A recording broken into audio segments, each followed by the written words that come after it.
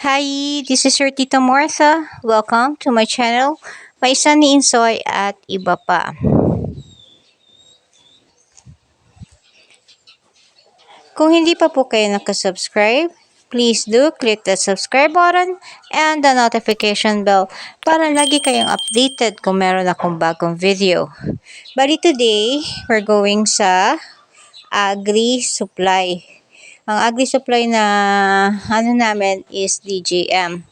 Bibili kami ng mga binhi kasi medyo nag-uulan-ulan na para preparation na meron na kaming pag umulan ng sakto ang tubig na sa lupa, at least makakatanim kami kaagad.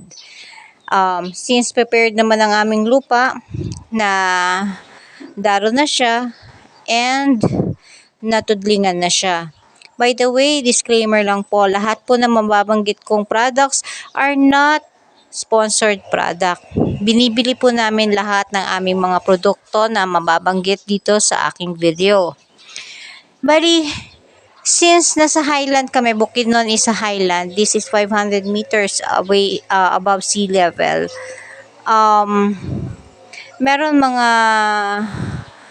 mga binhi na suitable dito sa aming lugar. Like Pioneer 3645 YHR, Pioneer 3585 YHR, NK6130, and Decalb 8131S. Actually, meron pang iba which is Healer, Bioseed, Golden Harvest. Pero ang aming talagang ginagamit is Pioneer, NK, and Decalb. Yun, ito ang Pioneer. Bali dito sa video na kung ito, nasabihin ko sa inyo kung magkano po ang presyo ng ating mga binhi. Yun. Kaya, stay tuned hanggang sa huli para malaman nyo kung magkano po ang mga binhi ng ating mga nagagamitin. Ito pong tatlong nabanggit ko sa inyo, which is Pioneer, NK, Decalb.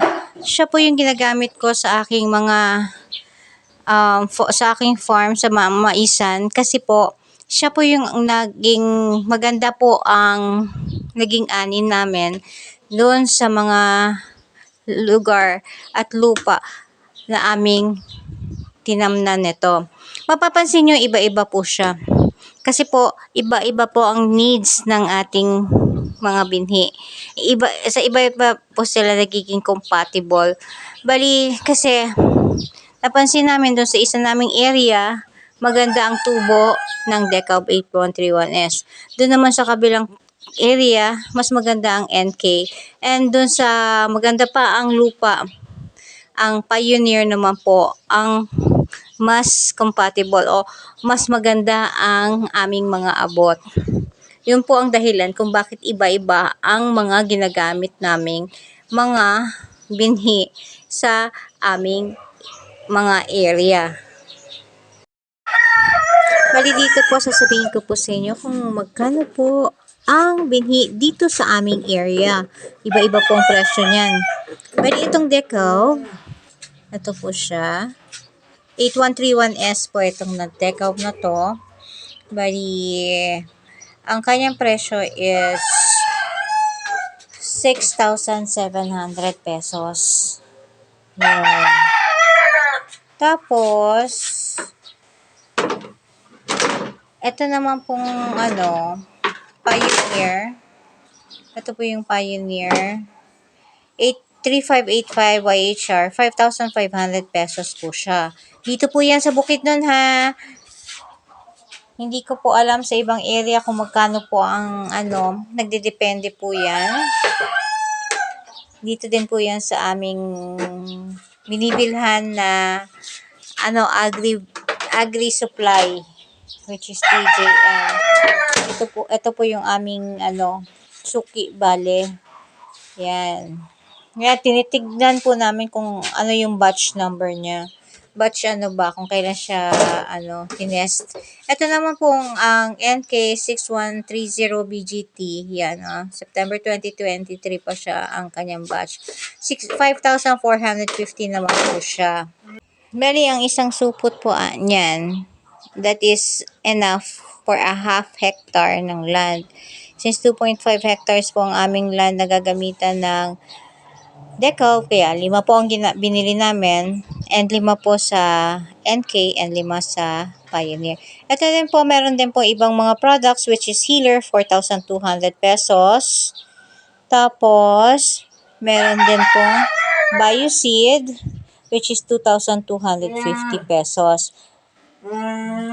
Yun. Sana po nakatulong ito sa inyo, lalo-lalo po sa bagong gustong magtanim ng mga mais dito po sa Bukidnon. I-ano nyo po na this is from Bukidnon. Bali, yung lugar po namin is Bukidnon, which is a highland area. Kaya, kung nasa lowland po kayo, baka hindi po pwede itong mga binhi na aming pinakita sa inyo. Yan. Ito pong mga binhing ito is kung hindi pa po kayo nakasubscribe, please do click that subscribe button, pati na rin po ang notification bell. Ayun. Sana po nakatulong po itong video na to sa mga bagong mga farmers, corn farmers. Thank you so much for watching. This is your Tita Martha saying, Happy Maisan everyone!